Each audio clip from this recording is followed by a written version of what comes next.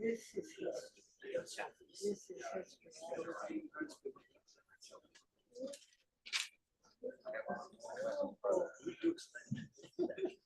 I'm raising myself. Good evening, everyone. My name is John Taves, and I'm the event coordinator here at McNally Robinson Booksellers. Before we begin, we would like to acknowledge that the land on which we gather is here in Treaty 1 territory, the traditional territory of the Anishinaabe, Cree, Anishinaabe, Dakota, and Dene peoples, the homeland of the Métis Nation. In addition, of course, McNally Robinson Booksellers itself rests on the land once occupied by the Métis community of Roostertown. We are gathered here tonight on this, warm Winnipeg evening to celebrate the launch of Homegrown Radicals, a story of state violence, Islamophobia, and Jihad in the post-9/11 world by Youcef Soufi. Many thanks to the good folks at the University of Regina Press for publishing this volume and for supporting this event. If you have just arrived, there are seats over here, and there is an aisle as well, so please feel free to make yourself comfortable. Homegrown Radicals is an examination of the state violence that created and indelibly tied together the fates of homegrown radical and moderate Muslims in the post-9/11 era. Lifting the veil from the experiences of Canadian Muslims during the War on Terror, this book examines the violence that produced a new discourse of jihad, legitimated state surveillance, and sanctioned Islamophobia. Whenever we're launching a book from a university press, I always feel like I'm damning it with faint praise when I say that despite its academic origins, this book is incredibly approachable and readable. So I'll add that this book is deeply personal, moving, and intensely well written. There's no need to transcend the academic moniker in this case. This is simply a very good book. A few quick housekeeping notes before we begin. Following the introduction of tonight's featured guest by our host, Fadi Ennab, we'll hear a reading from Youcef, who will then be joined by Fadi in conversation. Following the conversation, as time permits, there may be an opportunity to ask questions. So if that does arise, I will approach you with this microphone in a non-threatening way, which is not because we don't trust you to project. It just ensures that those watching on the live stream can also hear the questions. I'll be back at the end to go over some details regarding the signing. But for now, I have the pleasure of introducing your host. Fadi Ennab is a Vanier Scholar and PhD candidate in the Faculty of Education at the University of Manitoba. His research and publications focus on decolonization and racialization. Please join me in welcoming Fadi Ennab.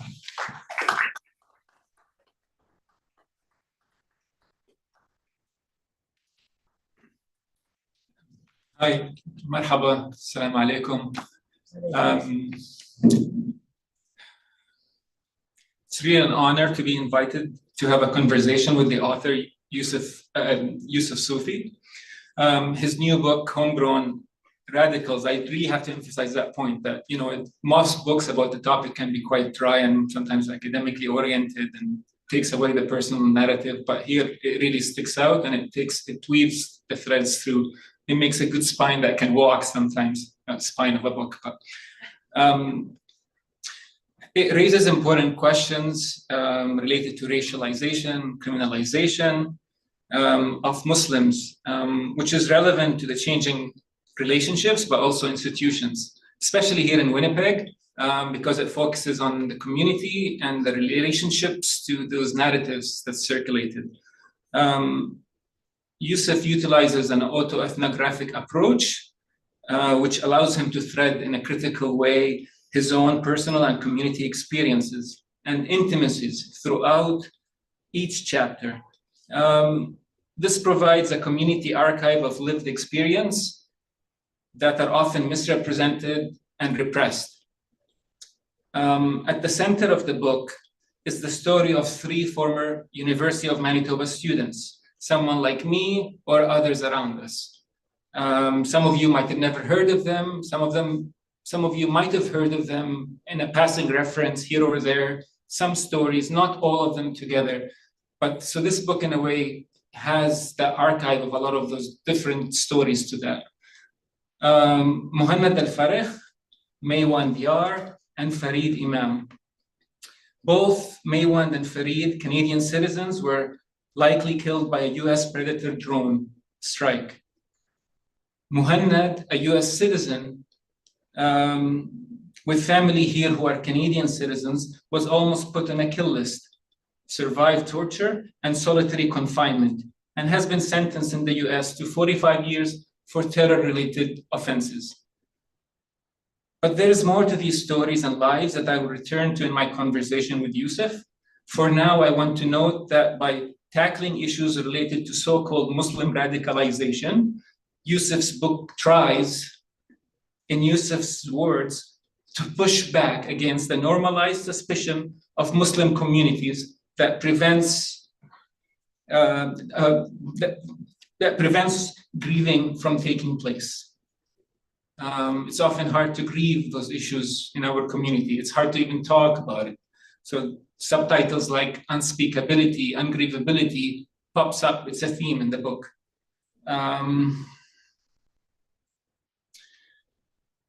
But yeah, you might not necessarily find closure, and closure is something that you need to work on in a community setting. We can talk. But this can help you understand how Muslim researchers and communities are impacted by anti-Muslim racism, or again, to refer to Youcef's word, the Kafkaesque nature of being Muslim and knowing a radical. But this book is more than a story of anti-Muslim racism and so-called radicalization. This book is also an account of violence of settler states, like Canada, that produces the condition for the creation and circulation of the Muslim Arab terrorist radical.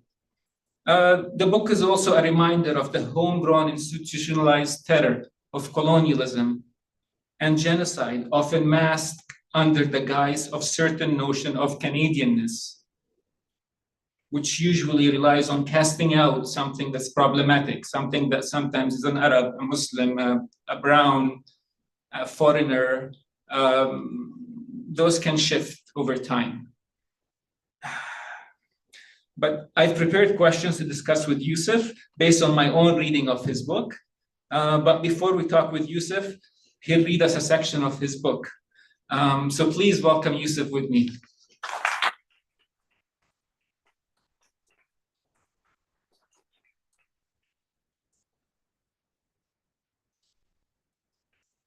All right, let me start off by thanking McNally Robinson and John Taves for organizing this event. I want to thank Madeleine Mayet, my publicist with University of Regina Press, for contacting McNally Robinson and for all the work that she's done to publicize this book. And thank you, Jim, for coming out from University of Regina Press. Lastly, also thank you to the Deniza family. I really appreciate you guys coming out, especially because I know some of you, just like my son Abdullah, would prefer or are missing the Canada-US hockey game today. So I know that's an important one. I do appreciate it. And lastly, thank you to Fadi. It's a real honor to have you present the book. Thank you so much for those kind words. And it's a real honor to have you as an interlocutor. For those who don't know, Fadi is not only a PhD candidate, not only a Vanier scholar, but he is the author of the most important study on Islamophobia in Manitoba to date. A study that looks at Islamophobia in schools with incredible depth and nuance. So thank you so much, Fadi. So the passage that I'll read for you is from the introduction. It kind of sets the tone for the book.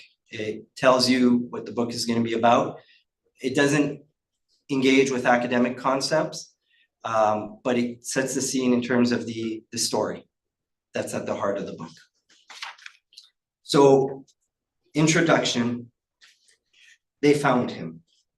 July 2016. I'm walking through Ottawa's Parliament security. My phone rings, private number. It's the third time that someone blocking their number has tried to reach me. I wonder who it could be, what they want. I answer hastily and slightly nervously. Hello? Hi, is this Youcef Soufi? Yes. This is Detective Paul from the RCMP in Winnipeg. I've been trying to reach you. I've left voicemails, but you haven't gotten back to me. The Royal Canadian Mounted Police? I start to think about all the possible reasons why Canada's National Police Force might want to talk to me. I haven't murdered anyone. And last time I checked, I don't sell or do drugs. Did I accidentally do something? A tax problem, a traffic violation, library fines, are the most probable crime that I can come up with. But most of all, I can't shake the impression that this has some connection to my Muslim identity in one way or another. Voicemail? I don't have voicemail on my phone. No bother. What can I do for you? I asked Detective Paul. Well, is this a good time to talk to you? It's not actually. Is there a way for us to speak in a couple of hours, say noon Winnipeg time? That would mean 1 p.m. Ottawa time. Sure, I'll call you then. Before he ends the call, I quickly ask whether everything is all right. Oh yeah, Detective Paul replies. Then tentatively, trying to avoid telling me too much, he adds, it's just in relation to what we talked about a few years ago. I complete the security screening and enter the building's gathering area for tourists. My thoughts are racing as I wait for my tour to begin. I stand looking at the posters and video displays in the waiting area, but I am not all there. I have an idea of what the RCMP wants, but Detective Paul has still given me very few details to go on. I see my sister. She is the tour guide, and she is ushering in visitors from security, directing them to the waiting area.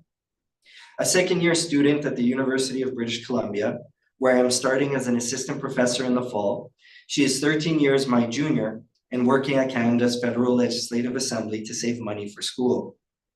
I had taken the bus the night before from Toronto to Ottawa to visit her, and she had reserved tickets for me to take her tour. I wonder if she knows I am unsettled. I try to mask it.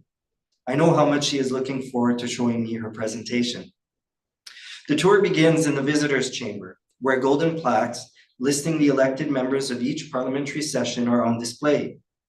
I locate the 23rd Parliament, 1957 to 1958. There, I see my grandfather's name, Louis Denisette, written in engraved black letters, alongside other members of Parliament. As my sister speaks, I wonder how the other visitors read her. She is wearing a headscarf. Are they reading her as foreign to Canada, as a new and welcome addition to Canada, born of immigrants from overseas? How many of them would be perplexed to know her grandfather represented the parliamentary constituency of St. Boniface, Manitoba, long before most of them were born? How many of them would suspect her French-Canadian origins? I think about how being Muslim involves continual reassertions of one's Canadianness, continual claims of entitlement to the nation. The tour begins. I know the building well, exceedingly well. I had been a parliamentary tour guide myself in the summers of 2004 and 2005. My sister leads us from the House of Commons to the Library of Parliament. We walk through the Hall of Honor. Here, my mind wanders back to the phone call with Detective Paul. My gaze lingers on a small alcove. The other visitors don't know the significance of this place. A year earlier, the alcove's Tyndall limestone had been riddled with bullets. Michael Jihad, a self-declared ISIS supporter, had run into Parliament armed with a Winchester rifle. Before entering, Jihad had gone to the tomb of the unknown soldier across from Parliament and shot and killed Corporal Nathan Cirillo, an unarmed soldier and young father symbolically guarding the tomb. The attacks had rattled Canada. Jihad hid in the alcove before being killed. Decidedly, I tell myself, these are troubling times. The tour ends. Good job, kiddo. That was amazing, I tell my sister. Thanks, bro. I'll see you later, all right? Once my shift is done. Sure thing, see you soon. I make my way to the lawn in front of Parliament. 7 minutes to 1 p.m. I lie down and wait. The sun is bright and the air humid. I am exhausted from the long bus ride the night before, and I need to rest. A few minutes pass and my phone rings. I sit up. Hi, Youcef. Hi, I say, pausing. So what can I do for you? Detective Paul answers plainly. The Americans would like to interview you. It's about Mohamed El-Farrikh. Surprised, I respond in a slow, inquisitive tone. That's fine with me, but why Mohamed? What do they want to know about him specifically? Why not the other two guys? Detective Paul answers, well, because the trial is coming up. The trial? I ask myself, puzzled. You do know what they found. You do know that they found him, don't you? What? The statement doesn't fully sink in. I shake my head in consternation and move the phone away slightly. What did he mean they found him? How could that be? Muhammad had disappeared. All three of them had, without a trace. It had been 9 years. Detective Paul continues, yeah, the Americans picked him up in Pakistan last year. No, I didn't know. I had assumed he was dead a long time ago. Well, the Americans have him in custody and they've decided to put him on trial. I come back to my senses. Yeah, I get it, I say. Muhammad was an American citizen. Yes, that's right. The Americans want to gather evidence for the trial. That's why they want to interview you. That's not a problem. I'm coming to Winnipeg in a few days to visit family. I'll be there until the end of July, and then I'll be back in Toronto in August. Great, I'll inform the Americans and get back to you. I'll send you my email address so you can reach me. We end the call. I look around me. Swarms of tourists everywhere are enjoying the beautiful day. My mood could not contrast more sharply with theirs. With furrowed eyebrows, I am pensive, absorbed in my thoughts. The events surrounding Muhammad's disappearance had greatly impacted my life, all our lives. Now, just like that, he was back. I look behind me at the imposing neo-Gothic clock tower of Parliament. Detective Paul had said Muhammad was on the news. How did I miss that? I pull out my smartphone. I can't remember exactly how to spell his name. I enter Muhammad al-Farih. Google corrects his name for me. I see a series of news sources that have covered the story in recent months and select an article from the CBC. It features a sketch from a New York City courtroom. Plain as day, it is Muhammad. He has gained weight, his beard is long and scruffy, and he has a receding hairline. But it is him. Same short height, oval face, blonde hair, and round nose. As I read his eyes are different though. They have lost their life. Muhammad's eyes used to twinkle, but here he looks pitiable, forlorn, broken. As I read the article, I quickly learn why. He had been in solitary confinement for the last year, in a room little larger than a closet, for 23 hours a day. So he wasn't dead, I thought. It had been 9 years. 9 years I had waited for answers, and not just about Muhammad, but also about Farid and Maywan. All three had disappeared in March 2007. I remember my friend Dawood's words. When they left a mess. We resented them for that. They left a mess that the Winnipeg Muslim community would have to deal with. A mess and a mystery. What had happened to these three men? Where were they? What were they doing? And why had they left? There had been whispers of Pakistan, radicalization, terrorism. But whispers were all we heard. Now with Muhammad in custody, perhaps finally we would have some answers. I lie back down on the grass. I think of our increasingly precarious and polarized world. The emergence of ISIS has led to a proliferation of acts of terrorism worldwide. Paris, Brussels, San Bernardino, Istanbul. In the days prior to my trip to Ottawa, Omar Mateen carried out the largest mass shooting in American history at the Pulse nightclub in Orlando, Florida. Muslims are increasingly under the microscope.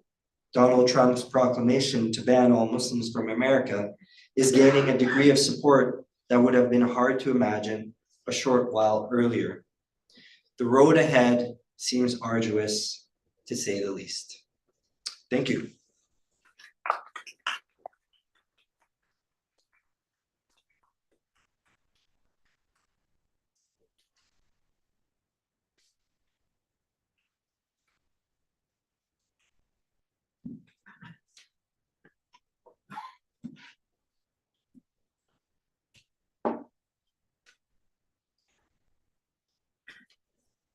can start. Hi, can everyone hear me now? Okay. Youcef, I have my questions for you, but sitting here and watching what I'm watching, maybe as a way of grounding us all, you talk about a time here 20 years ago when young people, maybe like us at the time, were struggling to find words to things we see. But now, sitting here, you have a book, and our kids are sitting in the audience. Anyways, that's just something, you know, it's good to observe. You don't often see, and it just shows we need to talk about these issues with our kids and families, but also with generations. Anyways, the section you read from the introduction of your book starts with you answering a phone call from an RCMP officer. You also discuss the pervasive fear among Muslims who had been approached by CSIS, for those who don't know, Canadian Security Intelligence Agency, and hopefully you never know more about them maybe, and how some community members didn't want you to talk to state officials, including CSIS. In the end of the book, you write that you begin to feel like a pawn of the US state in its war on terror. While you critically reflect on your engagement with CSIS, RCMP, and provide us with important context, what do you say to those who wonder, in hindsight, if you could have acted differently, not cooperating with violent institutions that you critique? Do you have any suggestions today for a young Muslim Arab student who find themselves harassed by CSIS or RCMP? Thanks, Fadi. Yeah, I think your question touches upon the genesis of the book, the origins and the development of the ideas in the book. I knew that I wanted to write this book after having testified at the trial of Muhammad in 2017. The trial was in Brooklyn, New York. It was set for September 12th, so the day after the anniversary of September the 11th. And throughout the week that I spent in New York, I saw a lot of irregularities, what I felt were irregularities and problems with the trial, things that were amplified once I read the transcripts, the full transcripts of that trial. And when I left that trial, I left feeling committed to being a different type of witness, to being somebody that could tell a different story than the one that was being told in the courtroom. I wanted to use these tools that I had gained in the academy to be able to speak back to the state, to be able to speak back to power. And so there's a kind of, through this book, I've mentioned in previous interviews that it can be seen as an act of atonement in some ways, because I don't feel right with the role that I had in that trial. I went with the best of intentions, but the trial itself was marred with so many irregularities that in many ways I would have preferred not being part of it. But I don't feel a sense of regret. And the reason I don't feel a sense of regret is because it gave me access to what was happening there. And it gave me the tools afterwards, like the data, to be able to respond.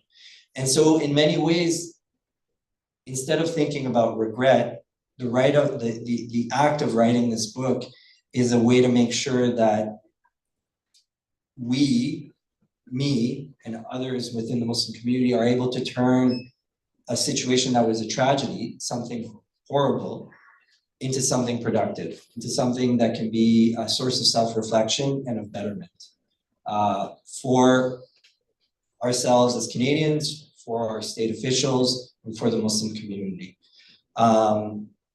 In terms of advice for Muslims or Arabs that are approached by security agencies, the most important thing is to never speak to them without a lawyer. That's the most important advice. Okay.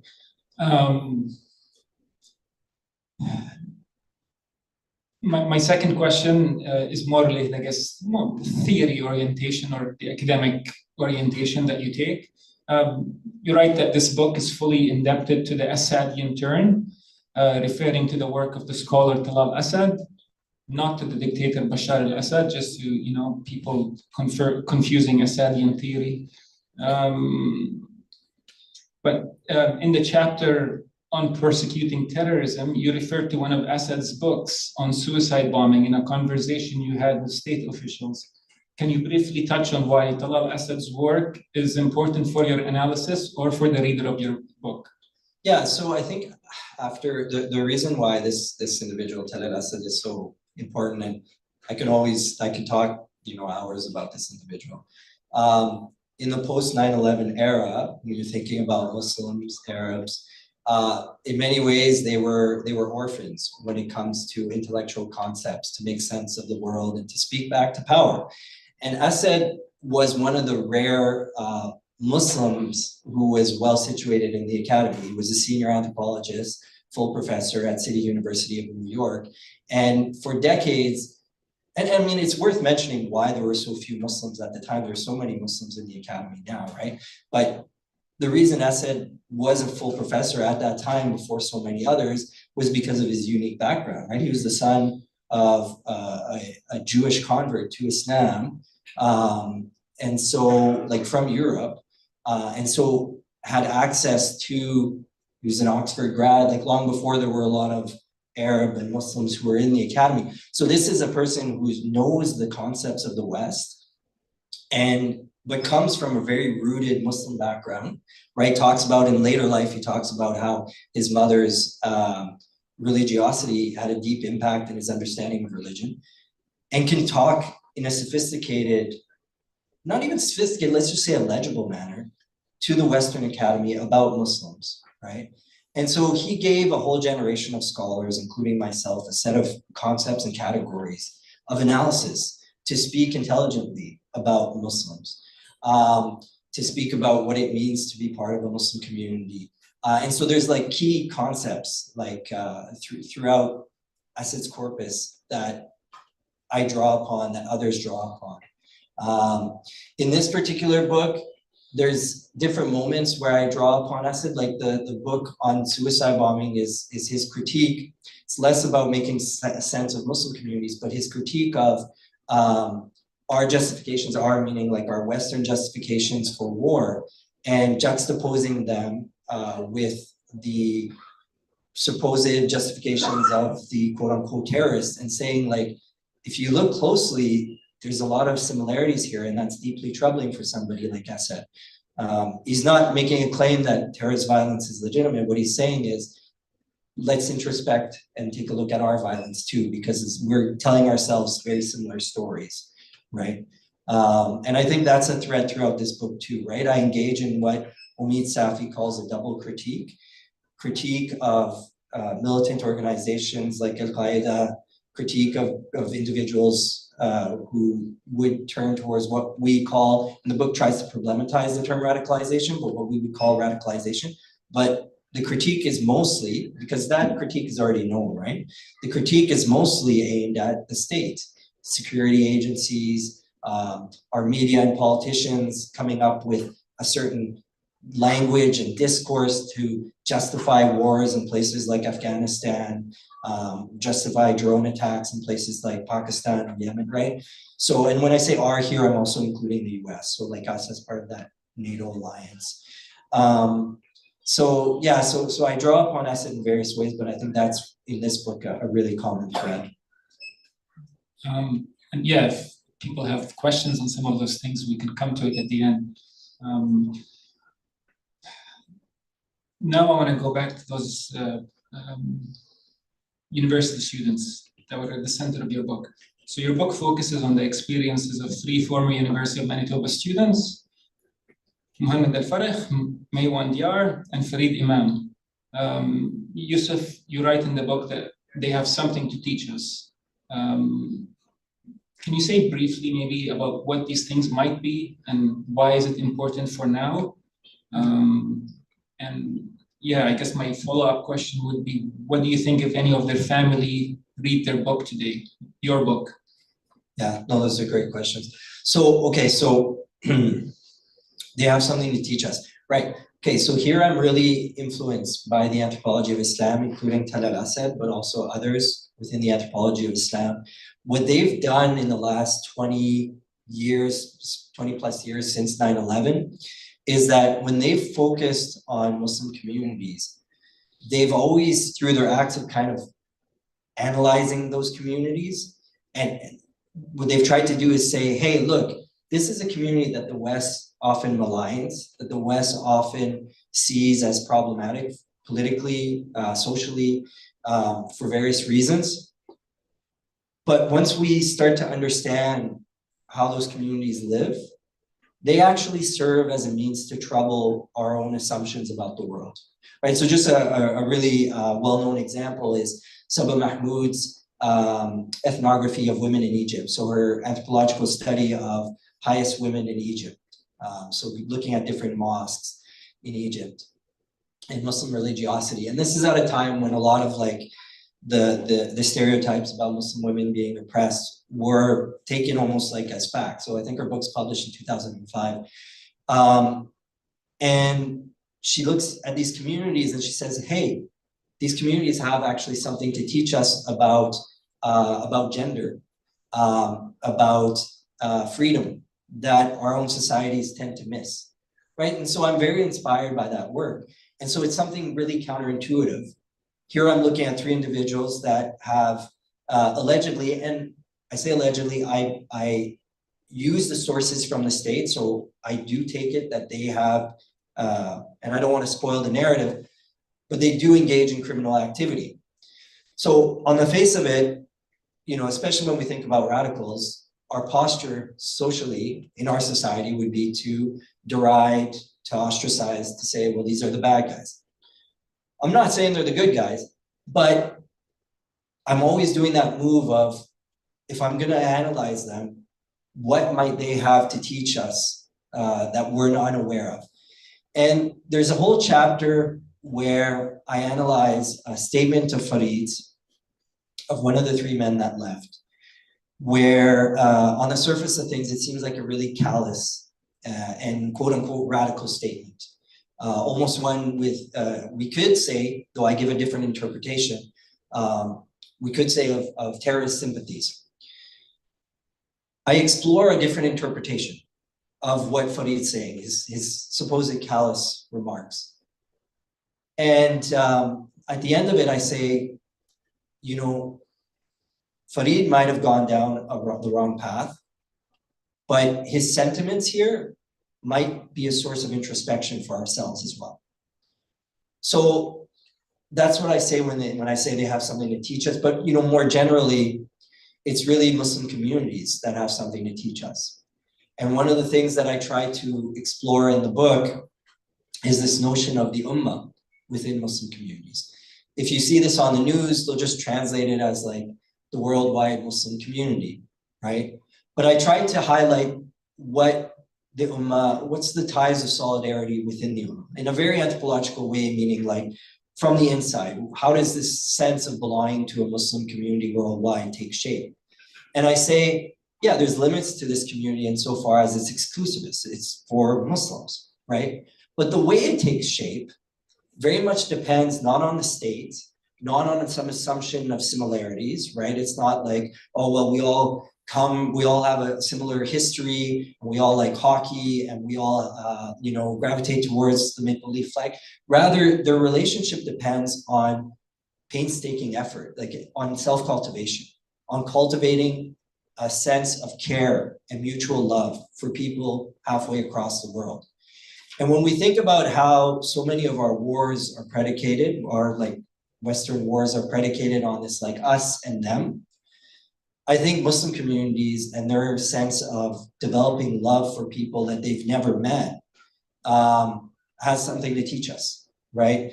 That solidarity doesn't need to be based off of similarity, common history. It doesn't need to be based off of belonging to a nation state. Solidarity can be a choice, right? It can be a choice to cultivate relationships with people abroad. And Youcef, and I just want to add, like, maybe, like, yes, see how you feel about my own, but because those stories really haunt you, especially if you weren't familiar with them before. But just the facts, when you're reading those facts and what happened to these men, whether you even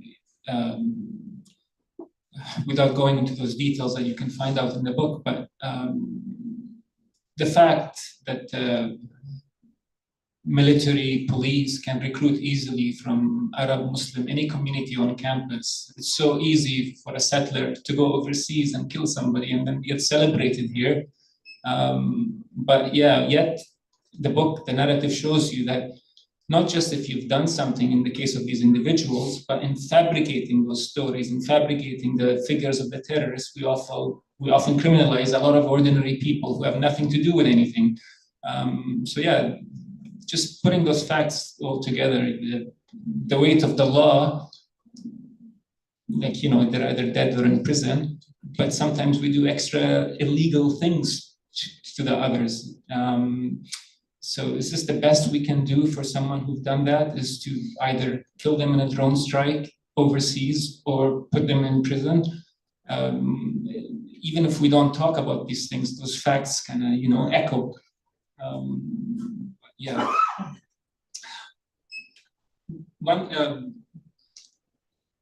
I thought it was important for the community that you noted how Muslim students are deprived of resources.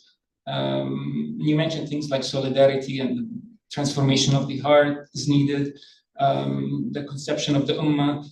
My question is about the relationships between the realities of lack of material support for Muslim students and the Canadian state institutions around them. Could you say something about addressing the material conditions and how we should approach those institutions? The university, police, CSIS, which you refer to it in the book as harmful without being useful. Yeah, no, I think I know where your question is going, but also if I could address, so the point about lack of resources, I think is an important one too, because it kind of opens up. One of the claims that I make in the book is that these three men, the assumption would be, well, there's something about their religious commitments that have led them to think that violent politics is an answer, right? And that was a common trope after September the 11th, a common line of thought that there's something, you know, about the Islamic religion that leads people towards violence. And what I try to show throughout their story is that, in fact, like, they had very little access to their religion. And the reason for that is because Islamic knowledge as a tradition is centered on the Arabic language, focused on texts that were written a long time ago in a technical vocabulary. And these three individuals didn't have access to that language or even know about those texts. And so one of the things that I'm very careful about doing throughout this booklet is, you know, you have to think after September the 11th, Muslim communities were like really reduced to like the radicals, the moderates. But just like any community, like Muslim communities are replete with different types of politics, right? People have different political views, they're really complex. And one thing that I wanted to do in moving beyond this language of like the radical and the moderate was to kind of show that complexity of Muslim life. And one of the things that was obvious to me was that, you know, when I got to know the Muslim community in the late 1990s, early 2000s, this word jihad was not prominent because it really wasn't part of the heart of their faith. Like if you went to a mosque, that wasn't a concept that would be prominent unless it was kind of used in one of two situations. One in terms of like a mythical origin history of the religion, right? Thinking about the early Muslim community and they had engaged in wars, and that might be a time when they use that term. Or alternatively, like thinking about conflicts overseas where there was, where the Muslim community here saw a group being oppressed and fighting for the rights, and they might use the term like jihad. So a good example is like Muslims in Chechnya fighting against Russians, or in Kashmir or in Palestine. So that might be when the term is used. And so like one of my main focuses is to say, is to move away from this idea that Muslim communities have like a proclivity or have a tendency to go towards violence. And part of that is to say, these guys, they weren't drawing on their tradition. They're actually drawing on they were drawing on an ideology, right? But it was actually a very recent ideology. I go into it in detail, that kind of ruptured with the past. And the person who, also important, the person who drafted that theory of jihad, that very modern one, did it in the years after September the 11th. In other words, it wasn't even part of this like battle between the West and Al-Qaeda. It was a new introduction. And the case that I make in the book is it was this new theory of war, of jihad, based off of what the writer and those who embraced it, like allegedly these three guys, based off of what they found to be problematic with the war on terror. It was a response specifically to the war on terror. It was a response to the violence that we put into the world. So that's not, it's not to excuse that ideology, but it should make us rethink how we go about engaging in politics. And I guess when I was trying to ask that question, I was thinking that, yeah, this book can be a source of trying to advocate for changes that can be beneficial for the community instead of just dumping it on security and policing, other ways of inclusion. But yeah,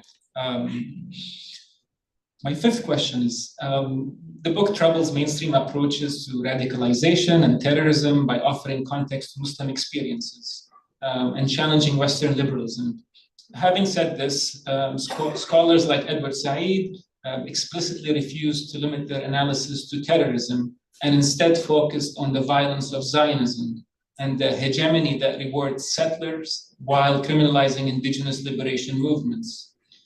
While you acknowledge some of those issues with mainstream studies in your book, I wonder if you can elaborate more on the role of Zionism or how focusing on homegrown radicals is often used to criminalize indigenous rights to self-determination, including armed resistance.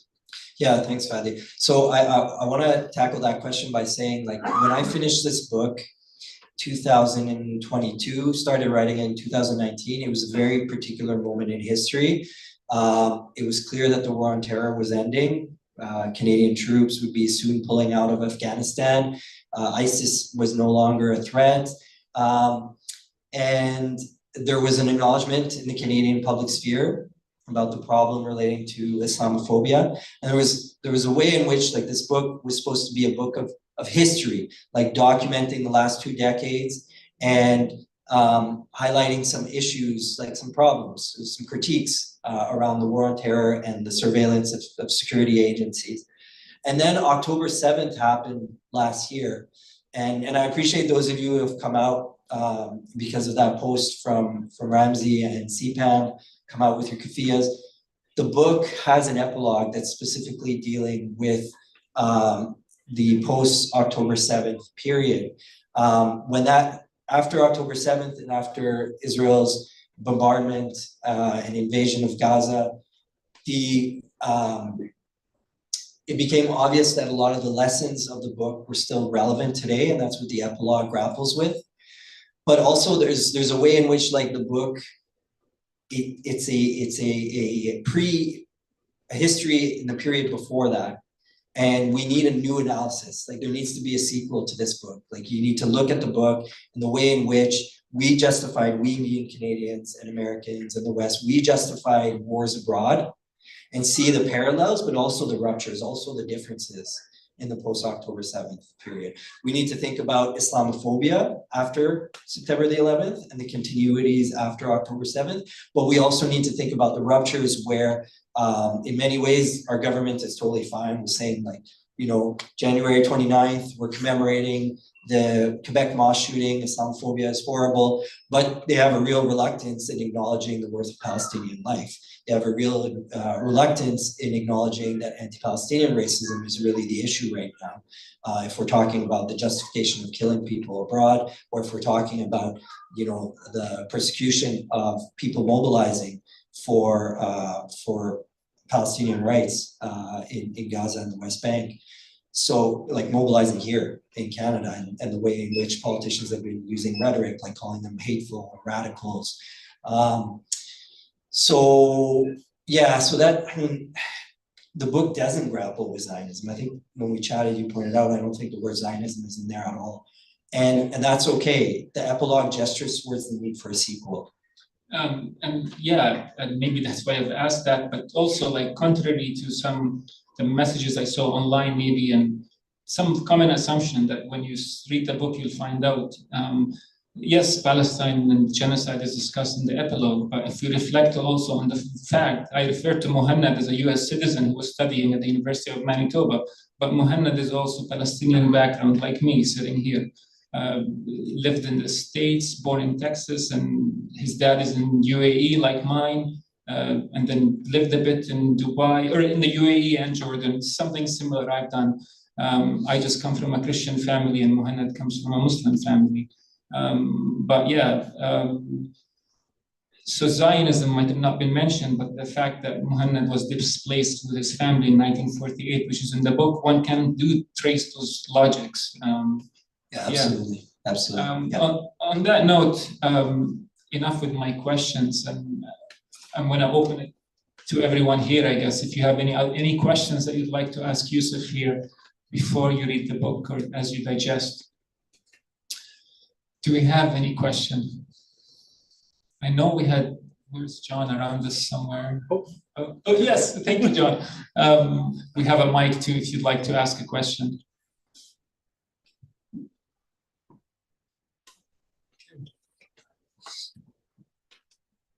Thanks so much to both of you for that. I just have a very simple question, which is about fear, because it strikes me that writing this book is incredibly brave and also terrifying under the weight of various levels of state surveillance. And I just want you to talk about working through fear to speak back to the state.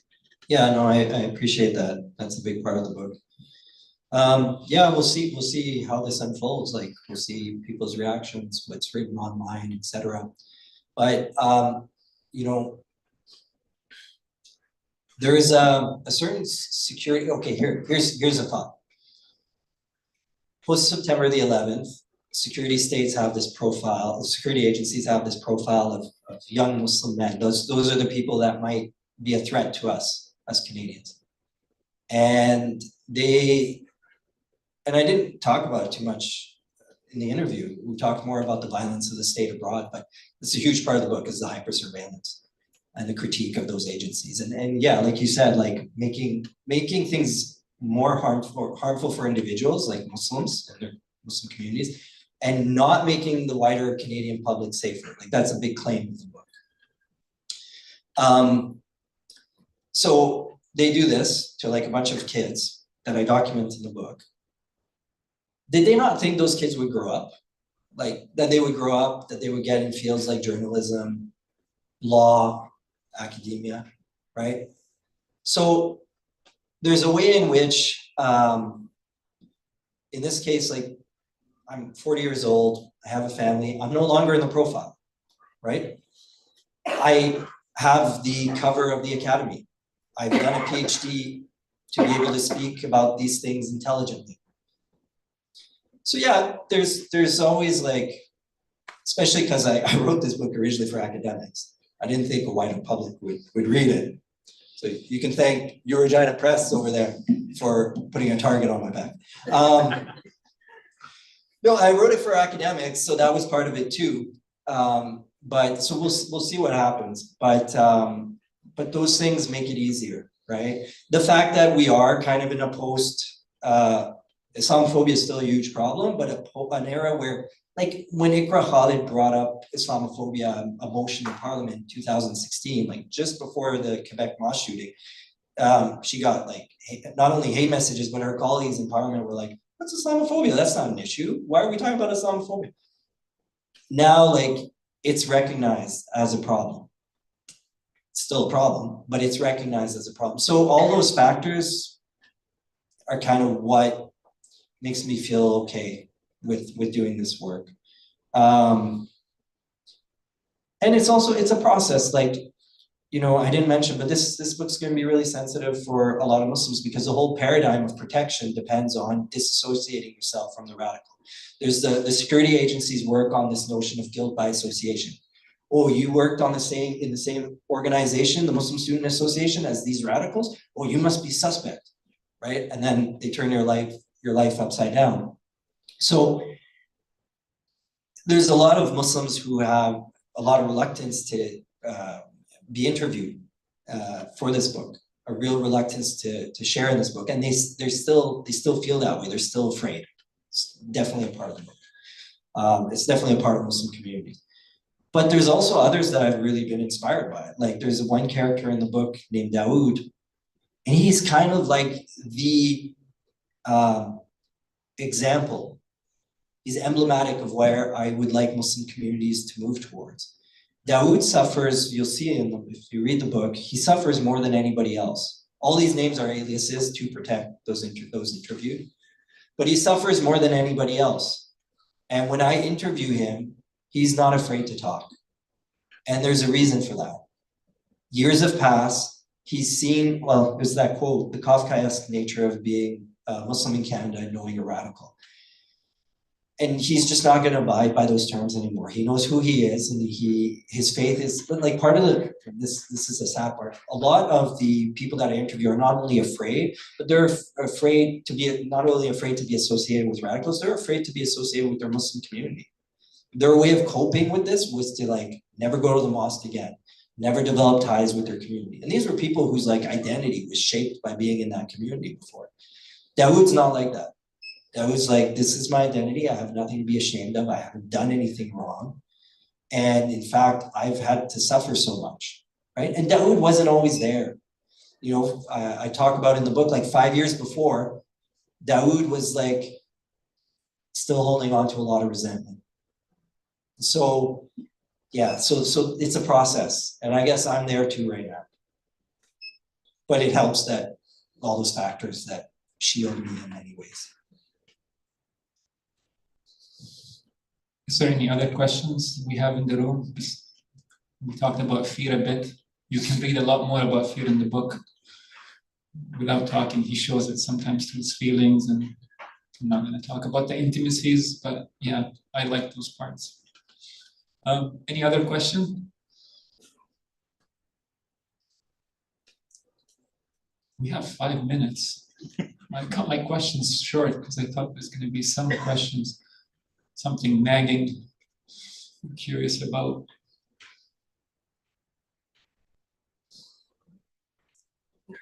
Okay.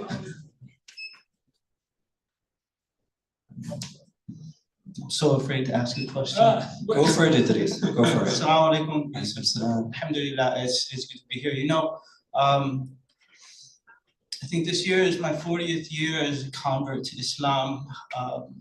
Was raised in the United States of America. I came here just a few years before these brothers who are in your book have disappeared. In our community back in the States, you know, as we touch on this over surveillance of the Muslim community. We've always had, even before the 9/11, agent provocateurs. You've had the COINTELPRO from every movement, whether it was Muslim or the civil rights movement or the Black liberation movement or anything that is trying to organize and empower marginalized communities. And I was wondering if that was ever a case here in Winnipeg, is still a problem in Canada, I'm sure. But I was wondering if there is any experience of this in the book or mention of this in Canada at the same level as it is in the United States. I remember a few years ago, it was almost brutal reading a book called The Muslims Are Coming, because the very first chapter was very personal to me with one of my imams, and it tore my heart out. And I see that in Canada, and I've wondered about, was this something that was happening here in Canada, not just like locally? So that's my question. Thanks, Idris. Yeah, I mean, yeah, Arun Kundani, Muslims Are Coming. It's a brilliant book, hands down the best book on a critique of radicalization. And yeah, a very tough first chapter. I didn't know you had a personal relationship to that community. I can't make comments about the similarity between the US and Canada. I don't have like the personal experiences or the data to be able to compare. What I can say is that when I interviewed people in our community, people who were not necessarily related, like a lot of the focus was on people who knew these three individuals because of that kind of paradigm of guilt by association. But I asked other like community leaders, their experiences. And yeah, invariably, like the attempts at recruiting Muslims, right? To like go to mosques and like say what's going on is it's pervasive. It was pervasive, and from my understanding, CSIS will still like contact mosque boards, and also this kind of like persistence of trying to get people to rat on each other, right? So like I mentioned in the book, like one leader in our community who is approached by CSIS, and in goodwill, he's like, okay, yeah, I'll sit down with you for coffee. And CSIS starts to ask him about a particular individual in the Muslim community. And he's like, I don't know, like the guy seems fine. I don't have more to say. They keep pressing him, like more meetings and more meetings. And he's like, look, unless you want me to like break into his house and start looking around for him, like I don't have anything more to say to you, right? So it's an example of this kind of like persistence in monitoring what for this leader in the community is just like innocuous behavior, right? So I think there's a parallel there. How intense it is compared to the US, I don't know, but definitely there, yeah.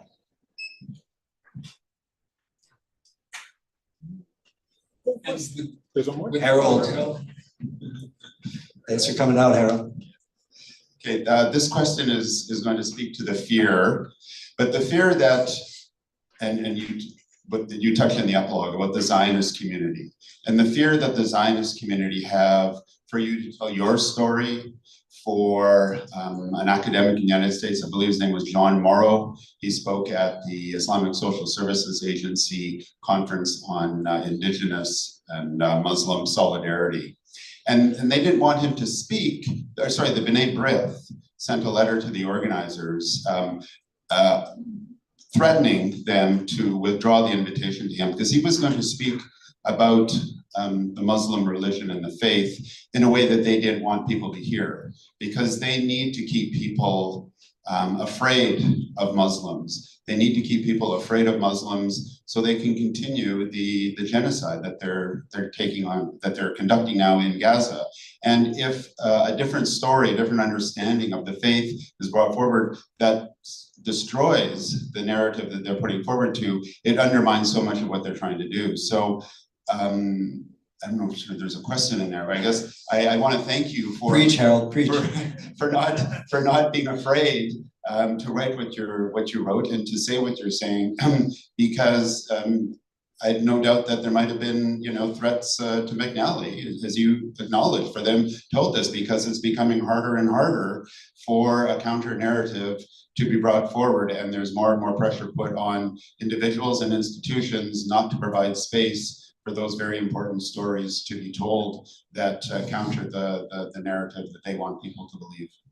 Thanks, Harold. Shout out to McNally.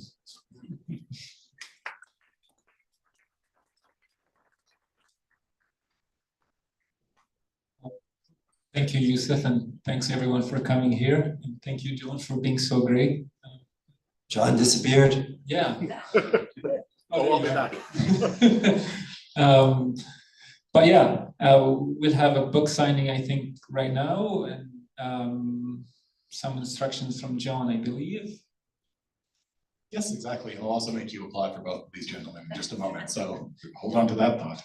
But thank you all so very much for your attention, for your questions, and for coming out and joining us here this evening. It really does mean a lot.